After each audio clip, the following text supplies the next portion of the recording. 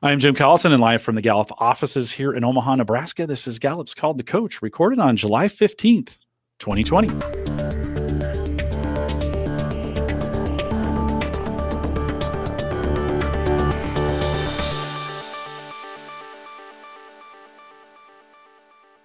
Called to Coach is a resource for those who want to help others discover and use their strengths. We have Gallup experts and independent strengths coaches share tactics, insights, and strategies to help coaches maximize the talent of individuals, teams, and organizations around the world.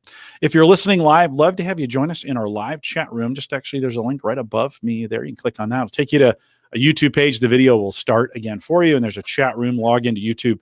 Post your questions there. If you're listening after the fact or you have any questions on anything, you can send us an email, coaching@gallup.com. Don't forget, if you're there on YouTube, you can subscribe.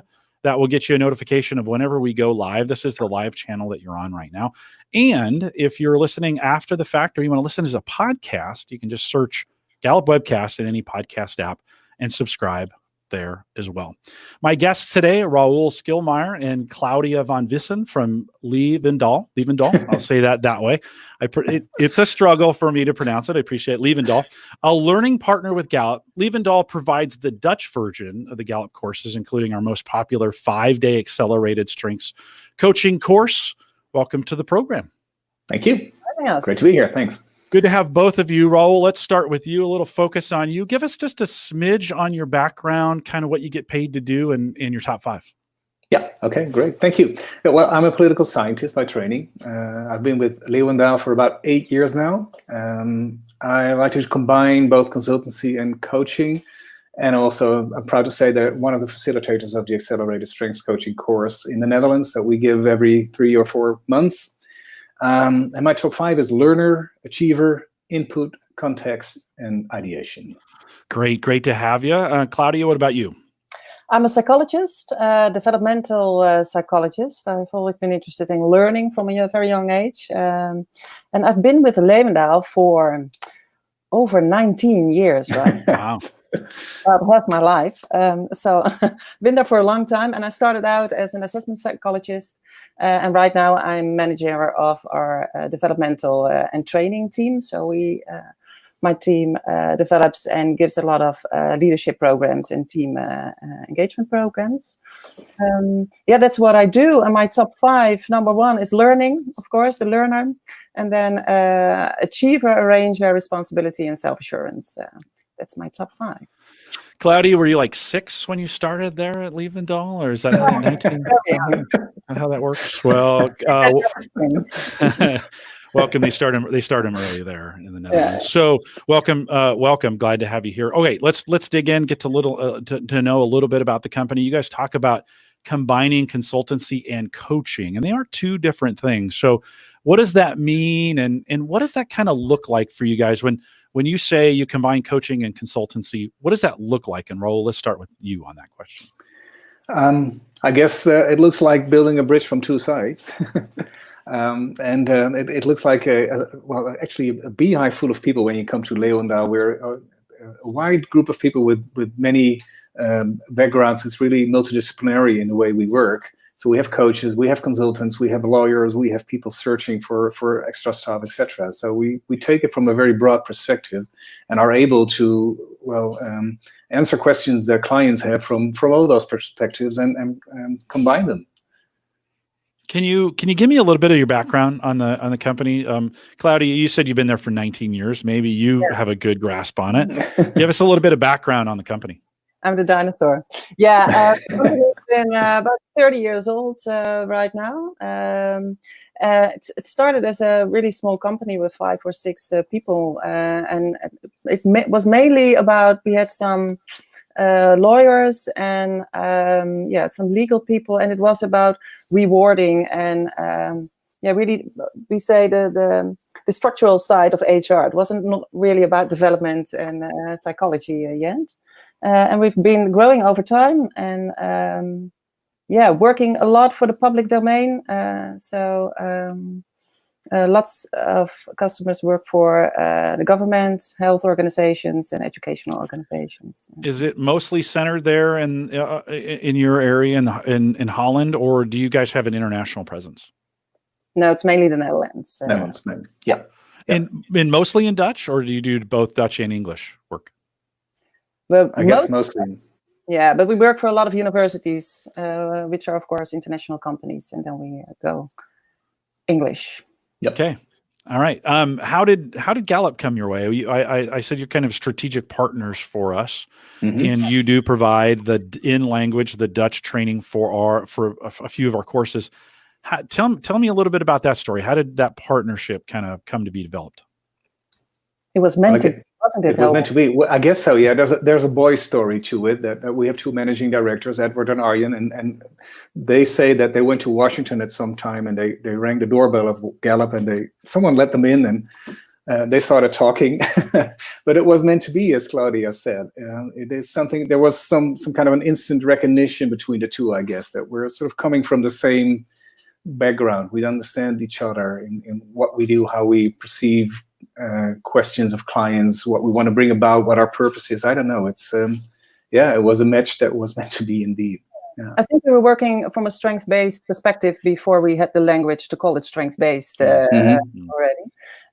So it was Gallup was for us like a piece of the puzzle. It gave us the tools and also the research and the proof that it works and create our vision and our that is true. I think we've been working with Gallup for a little over 2 years now, and it's amazing how it helped us to accelerate what we're doing in terms of tools that we can use, stories that we can tell, research that we can refer to. It's been very, very helpful for us,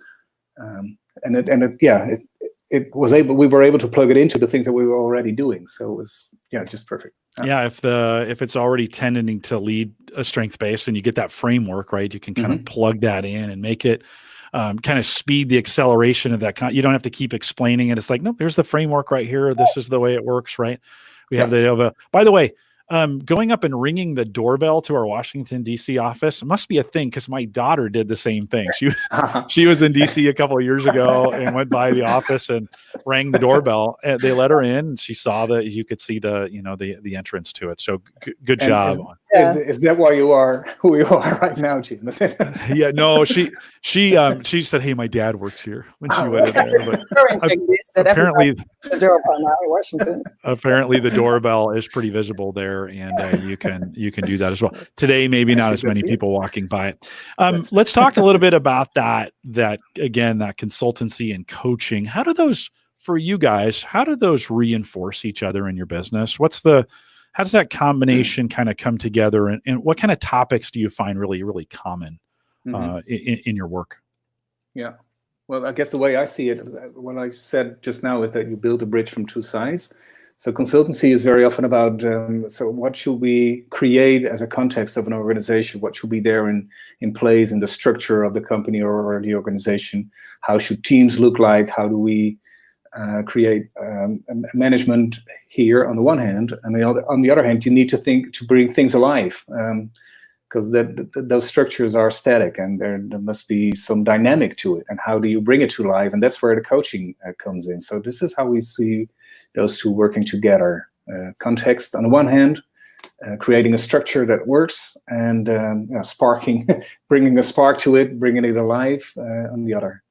Yeah, I think our consultants lay the groundwork, the foundation for strengths to come alive. They work on the conditions for strengths to come alive. And a lot of our colleagues combine the two. So they're consultants as well as coaches. So that's how we, Claudia, maybe it makes more sense to kind of talk about it in the terms of kind of the work that you do. So can you kind of give me some examples of some of the work that you guys have been doing? Definitely. It's quite a broad perspective. I think we do, on the developmental side, we do leadership programs, leadership development programs, team coaching. But on the other side, we also do a lot of recruitment for strategic personnel, strategic leadership positions in the Netherlands. But we also do assessments for the selection part of psychology, but we also develop new structures in organizations, help processes go more fluently into companies. I could go on for hours. But sure. What did I miss? What did I know? Raoul? Can we? You didn't miss that many things, but maybe we could also add to that the performance reviews, for example. So we look at how can you integrate strengths in performance reviews. We've learned that sometimes performance reviews the knife becomes blunt. So we need to sharpen that again, and it helps to bring in the strengths to do that. That's, I guess, one example also. Or we help people in organizations think about the role they can play rather than the function that they have. In bureaucracies, people have a certain function. This is what you need to do. This is what your job description is. But there's more to that in work, and there's more to people than that. And how to make that clear to people. And therefore, we work with roles, which is what is the role that you can play in your organization, in your team. And that's also something that we do, which we help clients. Yeah, and these are some of the solutions we offer, but usually our clients call us with a problem or a question. They want to be more agile, or they need to get their finances in order, or they need to restructure, or they're growing really fast and they need to professionalize their HR policy, for example. And then from there, we have a discussion with our clients in what are the best solutions. Can you give me, we have primarily a strengths audience here, right? So a lot of folks listening today kind of come in from a strengths perspective. Can you give me kind of some examples, and you don't have to name clients on this, but maybe some concrete examples of how you guys are using strengths and in the work with them to make them more successful? Actually, this afternoon I've been working with a client. This is a team of people coming from 3 different organizations. So there's the government agency hiring 2 contractors, a contracting company and their subcontractor. And from those 3 organizations, people come together, and still they need to work together as a team, given the formal structure behind it. And so what I've been doing this afternoon is to create a team to help those people overcome all those barriers that are there because of the formal cooperation between companies, and help them getting to know each other better, and help them putting value to their talents in the work that they need to do together as a team. So that is, for example, what I've been doing this afternoon. Another example is maybe an IT part of a governmental company. They've been restructuring their organization into really an agile Scrum working organization. They've been working on that for about 2 years. And then they call us that kind of organization asks for a different kind of leadership. It asks for how do we make it work? That's the question. They've thought out on paper how the organization should look, what the organization should look like, and then they come with us with the question: how do we make this work? How do we make our people work in this organization? And then, for example, we started with our strength-based assessments for the managers, and in no time they were asking us, help us have a discussion about our strengths within our management teams. And now the third question is, hey, our HR team and our communication team wants to work with strengths as well. So that's what we do. That's what we. Claudia, how do you typically measure success when you're going into these? And I know it's a little bit different for every. But how are you? That's a big question I get all the time, right? Is okay, we're doing all this work. It feels good. How do you guys measure success in organizations, or what's a typical way you go about doing that to kind of justify that investment? That depends on the type of assignment and the problem that they come with when they knock on our door. What needs to be solved? And that's really the first talk we have with our client. What achievement would you like to see in a couple of weeks or months or years? What is your goal? And sometimes it is a higher engagement, for example, or higher customer satisfaction or employee satisfaction, and we measure those things.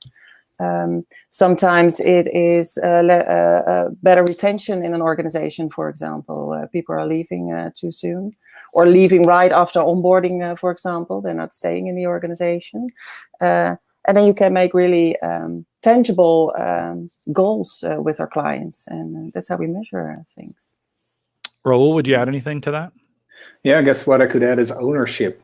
This is always an important thing, and I don't know if it's typically Dutch, but what I hear managers say very often is that what they want is ownership from the people in their teams, that people take responsibility for what is happening, what should be happening, what they should be doing.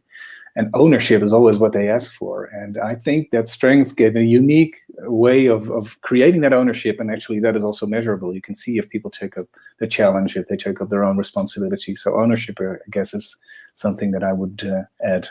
Is that ownership word also, does ownership equal engagement? Is that when we think about those two terms together, are they asking for the same thing, or is that different? I guess that's where we start explaining things. Yeah. So they would ask for ownership. That is a word, I guess, that clients would use. But I think that some of the things that we use and explain to them is how engagement and ownership are linked, and how you can work on those 12 issues, the Q12, to create more engagement, which will give you more ownership. Claudia, you look like you wanted to add something to that as well. No, is that we're when there's a bigger engagement, then probably the chances are bigger that there's more ownership in organizations. That's what we've been working on. And you see that people are taking more ownership when they feel more confident. And they feel more confident when they know their own strengths and they're more aware of their strengths. And they start even challenging their managers, for example. Instead of the manager trying to get more ownership into the people. Because the other way around. When that happens in our organization, we know we're doing the good things and we're achieving results. Oh, the managers, they're getting blasted from every side, right? They're getting top down, bottom up. They're stuck in the middle, getting squeezed. You guys mentioned Q12. How are you implementing Q12 in your environment, and how is that working? Does everybody do it? Is it just a part of it? Or talk a little bit about how you're using our Q12 in your work. Well, first of all, we started with ourselves, Raoul. Yeah, that's true. I filled in my Q12 only last week. Okay, do you guys push back yourselves on the Q10 best friend at work? Do you guys have a problem with the Q10 question, or I just know? No, I don't. Yeah, well, okay.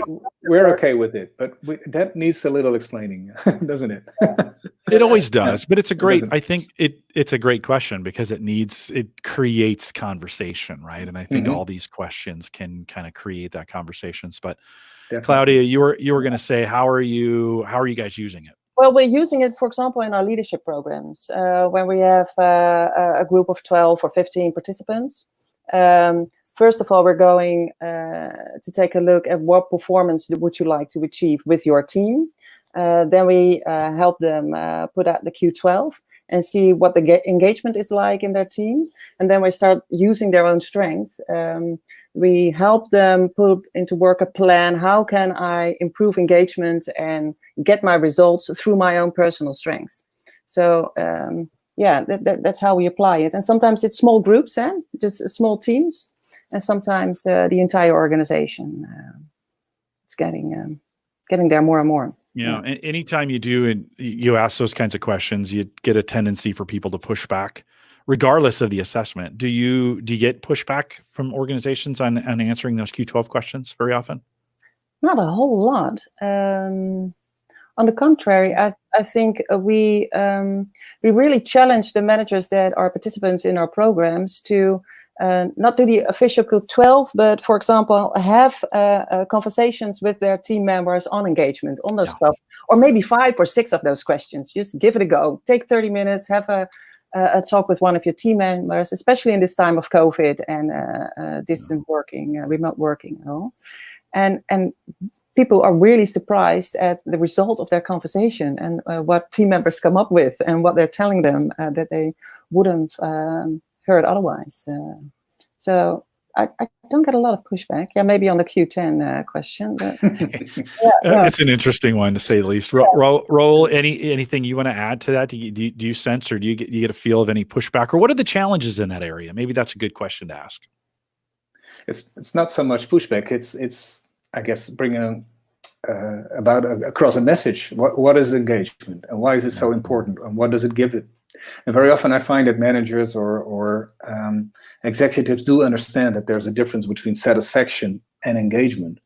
And they also get the message that actually you want more than satisfaction, because satisfaction could also mean that people become very residential and they don't take that ownership or agency anymore. So you want that engagement, even if it means that sometimes people are a little dissatisfied, because it means that there's energy there that you can actually use.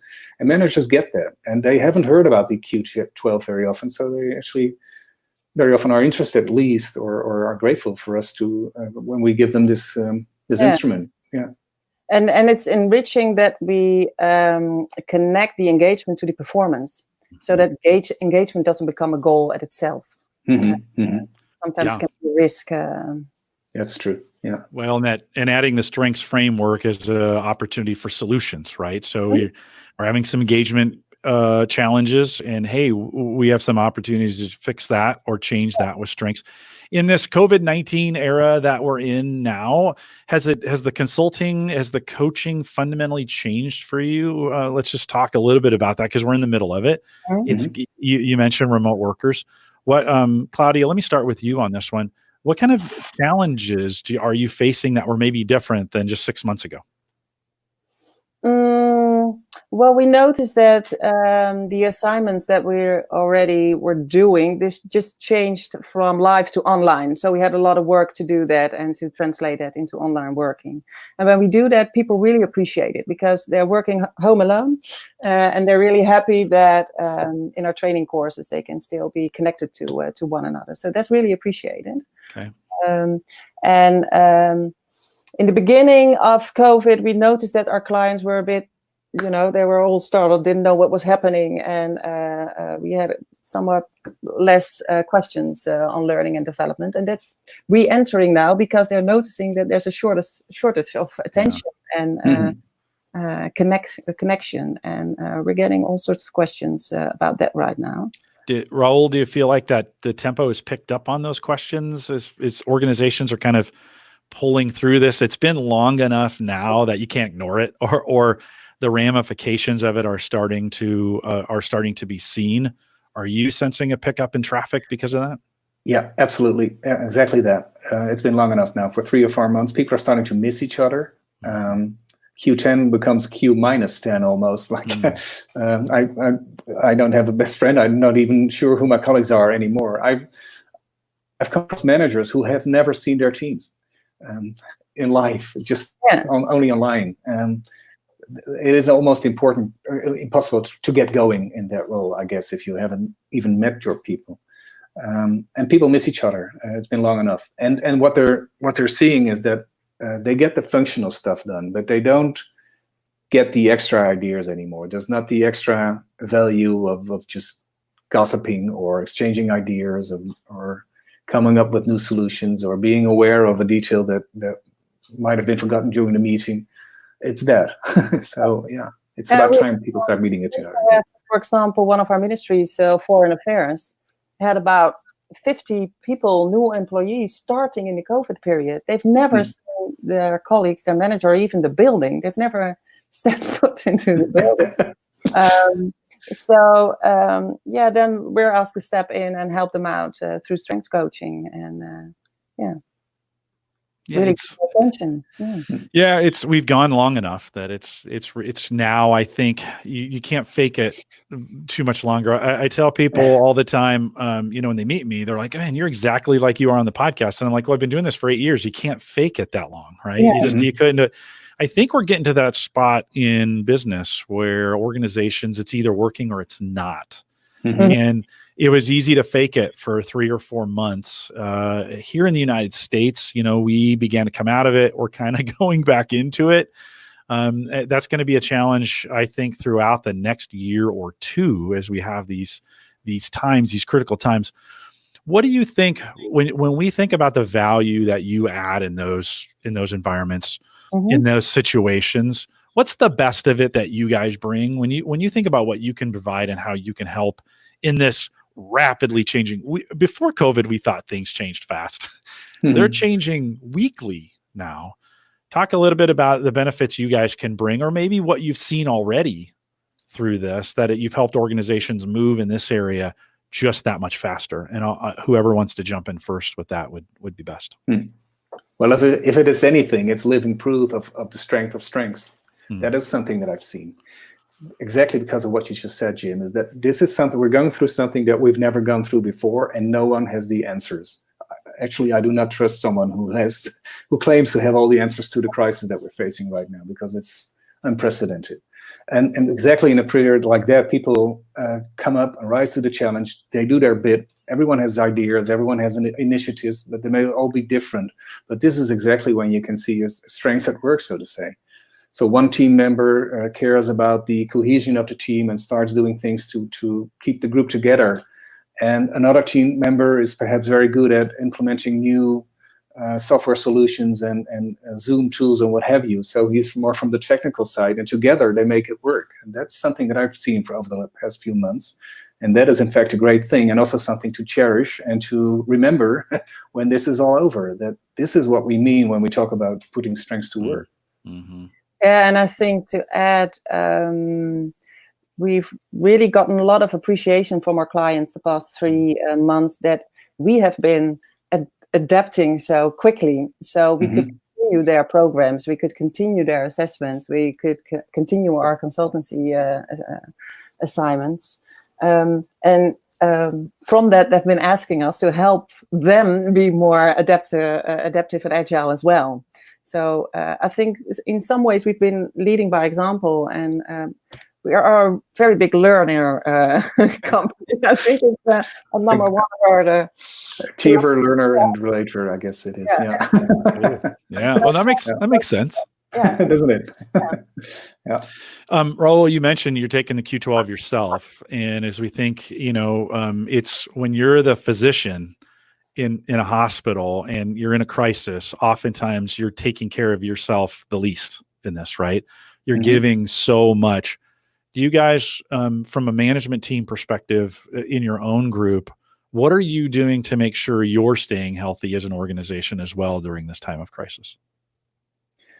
Well, what I've experienced, I guess, is that we are aware of it. So we have been organizing many occasions to meet each other still online, and we've organized crisscross groups. So it's not always in your team with the same people that you always work, but you will also meet in those meetings people that you usually never work with, actually. So yesterday I had a meeting with 5 colleagues of Leeuwendaal, with whom I actually never do projects together, but we were there to share experiences and to keep in touch. Actually, it was quite nice to learn about what they are doing. And so those are the kinds of things that we do. And as a manager, I've been having just more one-on-one conversations also with my team members. And I think acknowledging that there are differences between people. Some of them were really energized the first few weeks and then had a relapse. And for others, it was the other way around. Some of them have children, which makes it a lot more difficult in the beginning of our lockdown. Others didn't. So to acknowledge those differences and just have conversations about that. And really having conversations about what people need to thrive. Also linked to their strengths and their goals and their performance goals. Swifting the performance goals, depending on the situation, being realistic about what's achievable and what's not. Wow, that's a really great point, I think, for managers to hear right now. For those who are coaching managers, is there maybe a time to realign some early goals? We set some goals in January or maybe December, and the world has changed, and it may be time to go back and revisit those goals. Yeah. And we have new challenges. And I noticed in my teams there were 2 or 3 members who were really excited about going online, and they were constantly helping other colleagues in translating our live programs into online programs. And we can really put all the different strengths forwards and using all those different strengths. Well, and maybe even in some situations where, because it's new, our strengths line up differently now based on that. And so it's kind of to start rethinking those team dynamics, to start saying, hey, here's these new challenges. I know for me, just yesterday, I kind of reached that point where I was like, okay, we're 16 weeks or something like that into this. And I was like, I was the early adopter. This is going to be great. I love it. Yeah. And I think just yesterday I reached my breaking point. I'm like, I don't want to do this anymore. Like, I got in the car and I just drove around. Like, I was like, I just want to, and so, we go through these different emotional states, right? We go through these different, you had mentioned translating and being adaptive in this. And of course, when this happened, we had to adapt all of our courses to being virtual. You guys had to adapt. You do the ASC for us in Dutch. How did that go? And have you done a virtual course since it started? Tell me a little bit about that. Smiling. Let's. Yeah, it was great actually. Yeah, we did it a couple of weeks ago. My colleague Jeanette and I. So we were in the course for 5 days online, and we got the best grade ever actually. So it was evaluated very positively by the participants.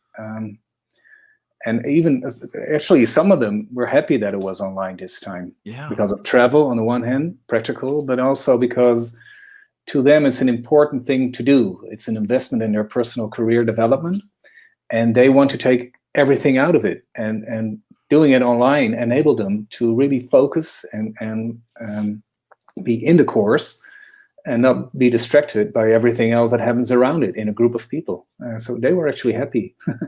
Well, it was tiresome because being online for 5 days in a row is pretty exhausted. But still, I think, we were very, very happy about the results.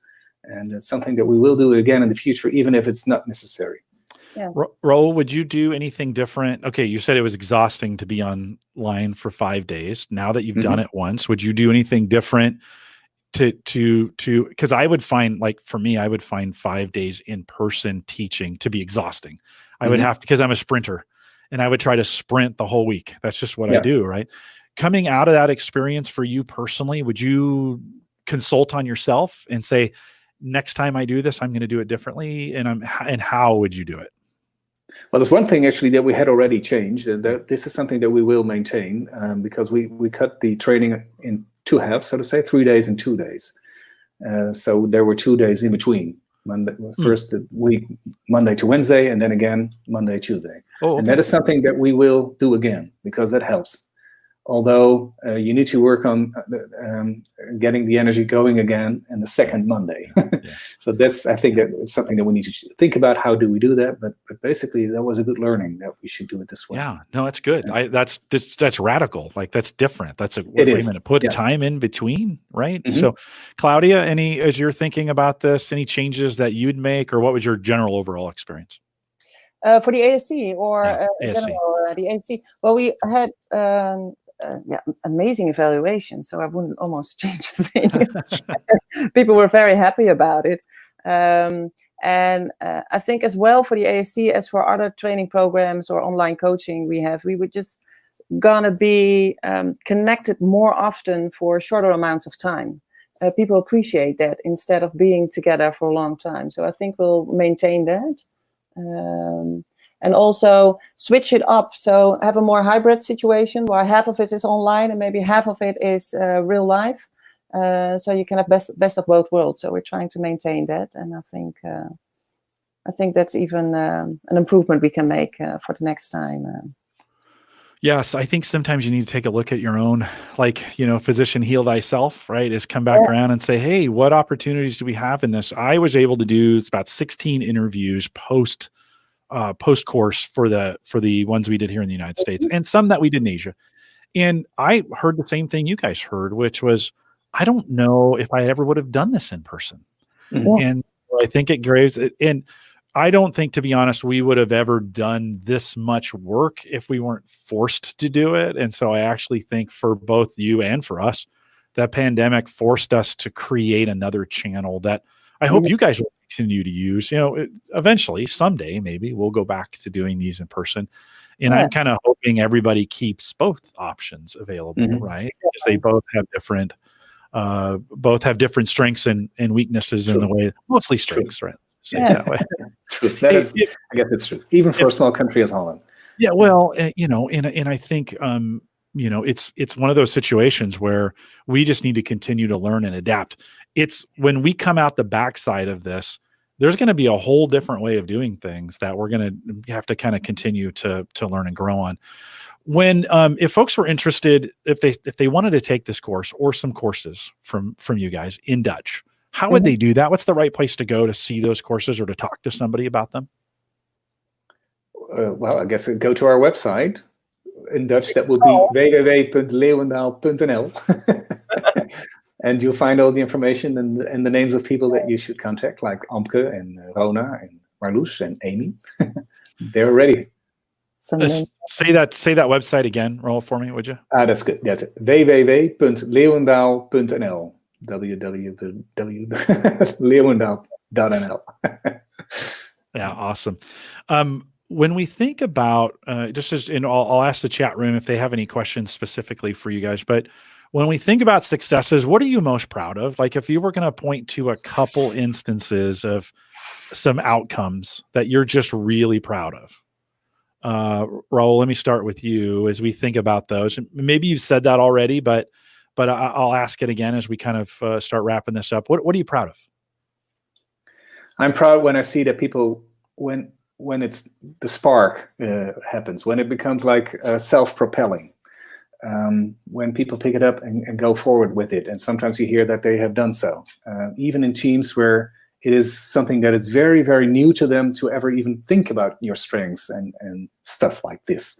Like last year, I trained a team that had a very executive role, hardworking man with big hands and shovels in their hands and so on. And they never thought about strengths and put it into work in their work. And I trained them for a couple of days, and they really learned something new, and they were very enthusiastic, and it was something that really changed the way they were looking at each other and how they were going to do their work. And that, I think, is something that I'm proud of, that really is rewarding to do, to make a real change and to see that people take it up and do it themselves. Yeah, it's great. Isn't that great when it works? Yeah, it is. You see you see that in their eyes when they get it, right? You see that. Claudia, what about you? Yeah.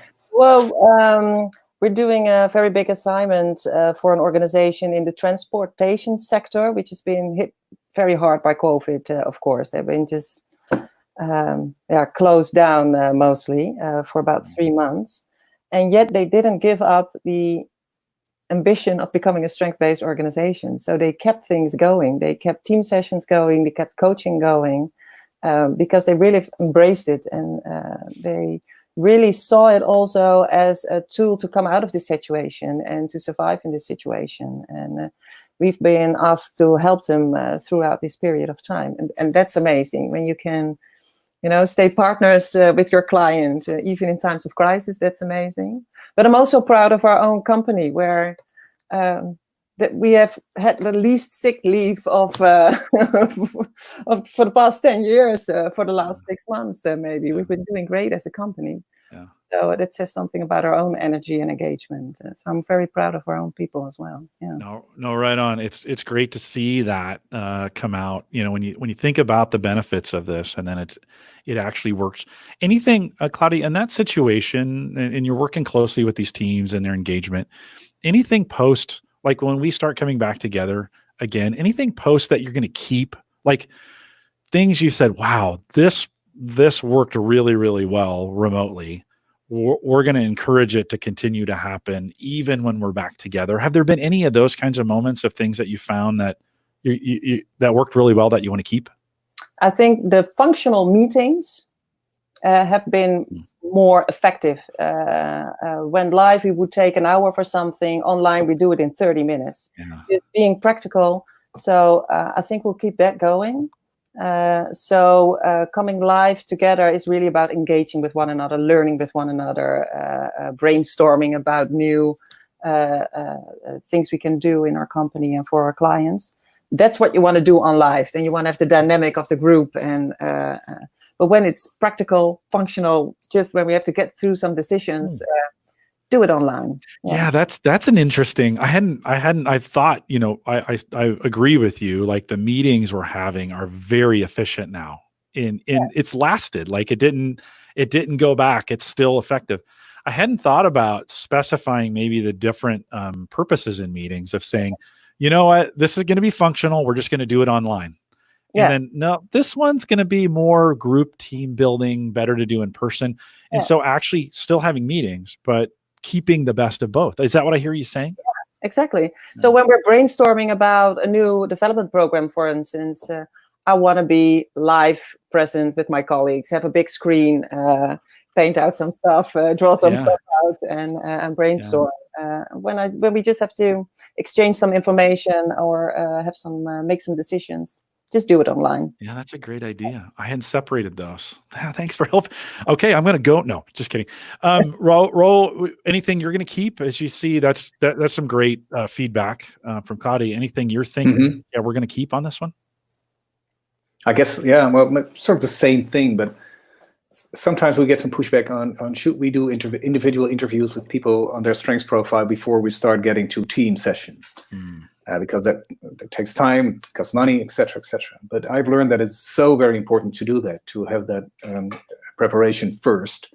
And you can easily do a first coaching session online with someone just to clarify what is your strengths profile, what came out of the strengths profile, how do you the name it, claim it, aim it bit, especially the name it bit. How does it work for you? What does it mean to you? You can easily do those online, and it helps us getting past the pushback of we don't have time, we don't have the money to do that. Yeah. No, that's just it's a hybrid of that idea, right? That is get those functional coaching conversations done that way. Then knowing we're going to have those times, those team building times when we can. Maybe they need to be together. Justin asked the question. Let's click the right button. There we go. What do you find are one or two of the most effective quick win approaches or activities? We kind of been talking about this a little bit, or activities for getting strengths more strongly embedded in your clients. As we think about that, there's some ideas there, but anything else? Raoul, let me start with you. Anything else, advice as we think about getting this embedded deep that you guys have learned? Okay, well, great question, Justin. I guess if you want to go fast, start slowly. So I guess it's sort of the same as what I just said. Never forget to take the first step. Always begin with giving an opportunity to people to really get to know their strengths and how it worked for them, and make that a fun experience. So this will give you a buy-in. And that is something that I will never forget to do. And it's always fun to do because you start talking about strengths, and so it's a very positive conversation that you then get. But I will never forget to do that. And I think we also always explore with our clients how to make it sustainable, how to make it last in the organization, even when we as coaches leave the organization. How you make sure that it's not just a one-time thing, which is fun and gives people energy.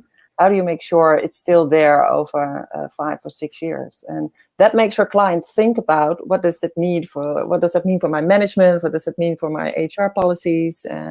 What do I ask for my CEO? What does he needs to do in this situation? Just raising the question with your client and have them dream a bit about That's an important word. Have them dream a bit, because that what you need to do, I guess, is, or what you're hoping is that they feel like it's a challenge. There's a bit of magic to it, and what we will teach you how to work with that magic in your organization, that people start looking forward to actually being able to do that. If you can get that going, that will work for you. Yeah. Is there anything you guys do that's a requirement as we think about embedding strengths in an organization? Is there a physical activity, or, here at Gallup, we put the top 10 of every individual on their office door, make it available and visible. You can always see it. Part of what we do here, amongst many other things. Do you guys have that go-to thing that you just say, hey, you got to do this? Or do you have a best practice along that line that you want to share before we go? Yeah. Top 5 coffee cups.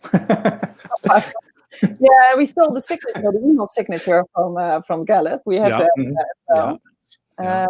And also, we encourage clients to just bring it into their regular meetings, so their reoccurring meetings. Just round up with one question: what strength did you use the past week? Just it can be as simple as that. Yeah. Good. Raoul, anything else you'd add? Anything on that?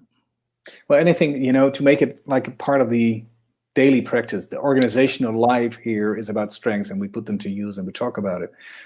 This is already a message that is in the Gallup material. It's also in the training, and it's so very true that it's a continuous effort that you can always talk about. It should always be there. And there are many, many moments and things that you can do to do so.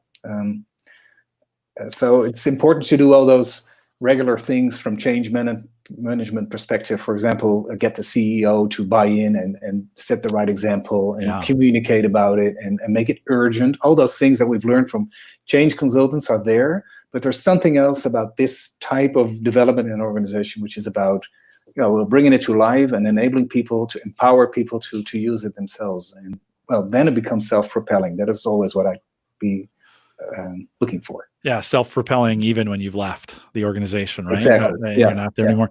We, I love to start meetings with Q3, and am I doing what I can do, what I do best every day, even in the context of a meeting or a team, or even a team that may have dotted line relationships where they're not responsible for each other, but they are responsible for processes.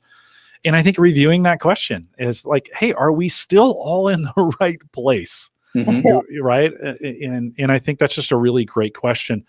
Claudia, maybe as we think about, you were talking about those opportunities when we have functional meetings and when we have then these less functional.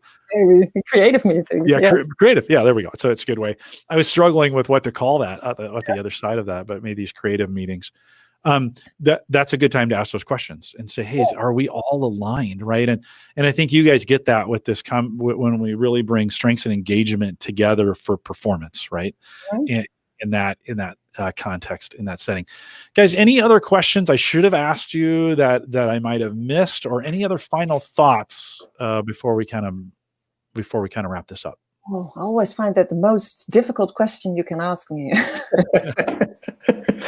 always think of that 2 or 3 hours afterwards. No, hey, I do too. I'm a big maximizer. So I will replay this entire conversation about 6 times today to think, gosh, did I ask them all the right questions? But final thoughts or anything I didn't ask you?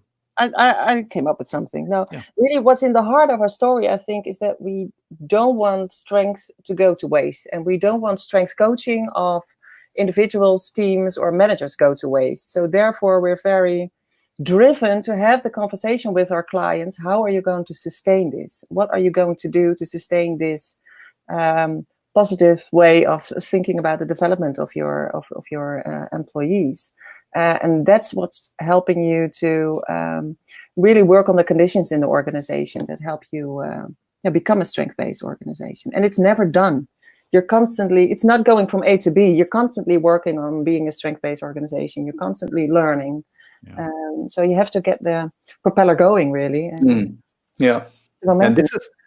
this is a conversation that I like having with managers, because here sometimes I get a little pushback here because they say things like, hey, so I have to invest time in my people and I have to do it all the time. Shouldn't you just be working? Shouldn't I just be working? And I very often make the claim that this is what your work is about. Let it work for you. So invest in your people, invest in your team, and make sure that they pick up what they need to be doing, and life becomes easier for you.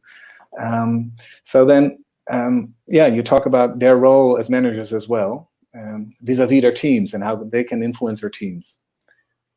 So we have an interesting question from the chat room that we'll wrap this on, and we'll test your consulting skills. How does that sound? You guys ready for this? We'll put you to test. So Thomas asks, how can a Gallup program be applied in SMEs or nonprofit organizations with limited budgets? Isn't everybody's budget limited? I don't know anybody. Maybe Amazon or one of those companies have unlimited budgets, but most people are limited. And is the program a next level? And I don't know what that word means. Werk geluk, labor happiness in your happiness at work, I guess. Okay. So answer the question for me if you can. Yeah, is it the next level in werkgeluk? I think it is, because it's about long-term happiness. It's just not giving one incentive, but really working on it at a sustainable way. And we've had now maybe 70% of our participants at the ASC is about non-profit organizations, I think, Raoul. Yeah, true. Yeah, but this is a good question from Thomas, because this is exactly what I've been talking about with managers. They look at it as something that costs money. Well, first of all, it's an investment. And second of all, you can do all those little things as well. It's not a huge program. You can also try to tailor it to the size and the possibilities of your organization. Make it a language. Make it something that is part of your daily routine. Make it part of organizational life, and not just a big investment that is sort of being implemented and will also vanish again over time, which is what you very often see in traditional change programs. And that's the response we're getting also from clients, that the investments is the investment is rather small in comparison to what it gives them and yields to them. Yeah. Yeah, and it doesn't always have to be, like you say, it doesn't always have to be a big blast of an engagement. It can be a drip campaign of little things over time. I think for nonprofits, those work out pretty well. Exactly. Just start somewhere. That's really advice. Yeah. Just start, and it may be just getting folks to take the assessment and get their top 5 and have a moment to talk about those together. We know we've got some data that say just getting the report and reading it has an improvement in your performance already. Already just by reading the report. Yeah. And so a small lift for a pretty small price to be able to get in there and get that done. So anything else you'd add to that? No, that's great to learn. Actually. Yeah. I will use that. You're welcome, Thomas. Thomas says thanks. So always good. Well, listen, appreciate the two of you. Thanks for being great partners of ours there. And thanks for doing that. Always great to, for me, the best part of my job is always to hear what else is going on around the world. And as a child, I dreamt about a day when we'd be able to connect on video and audio around the world and get these stories. And today's the day we get to get it. We get to get it done. And so thank you both for coming on, for spending the time. Let's do one more reminder. If folks, and Claudia, I'll throw this to you since we had Raoul do it last time. If folks want to get in contact with you guys, if they wanted some more information, what's the best way to get that done? Go to www.leeuwendaal.nl. They can email us, call us. We'll get right back to them and help them out. Yeah. In training in Dutch, which is also very, very important. So if you want to get that available in language, they have available for Raoul. Claudia, thank you for taking time to be a part of our program today. Just a reminder, if you are watching live, this has all been recorded. So you can go back. If you missed the beginning of it, you didn't come in the very beginning, you can do that as well. You guys hang tight for me just 1 second. Let me wrap this up. We'll remind everyone to take full advantage of all the resources we have available. So a lot of the strengths stuff that we were talking about earlier is available at Gallup.com. So go to Gallup.com/CliftonStrengths.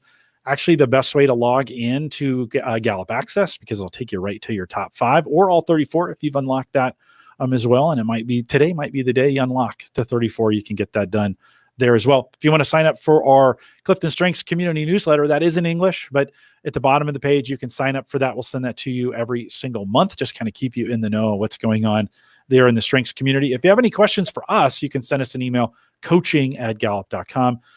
You can also sign up for all the live programs that we do. If you want to be notified of when I post these on a regular basis, you can sign up at gallup.eventbrite.com. Follow us there, and you will get that email from me whenever something new is out. If you want to join us in Facebook, facebook.com/groups/called-to-coach, almost 15,000 of us out there. And maybe you're not a Facebooker, and that's okay. We have a group on LinkedIn as well.